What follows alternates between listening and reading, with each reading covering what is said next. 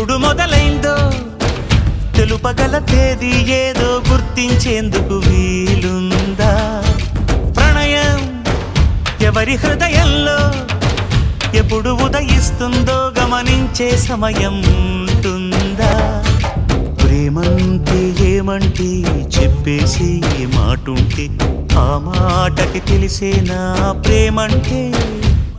అది చరితలు సైతం చదవని వైనం, కవితలు సైతం పలకని భావం, సరిగమలెరుగని మధురిమ ప్రేమంటే.